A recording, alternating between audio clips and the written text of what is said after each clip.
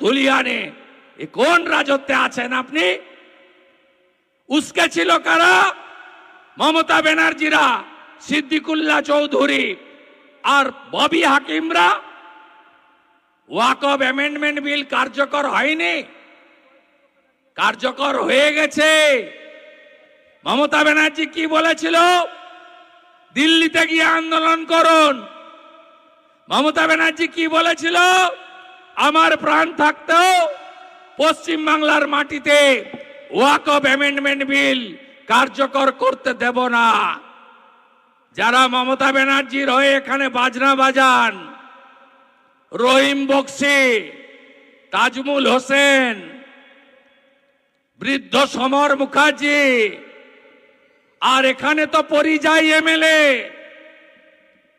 নিহার চন্দ্র ঘোষ, উত্তর দিতে পারবেন? উত্তর দিতে পারবেন না। মোথাবাড়িতে হিন্দু দোকান লুট, ঘর, ধুলিয়ান শামসেরগঞ্জে আগুন, কার স্বার্থে করেছিলেন আপনারা? এই জিনিস বন্ধ করতে হবে, পরিবর্তন আনতে হবে। আমরা পশ্চিমবঙ্গে শান্তি চাই। এই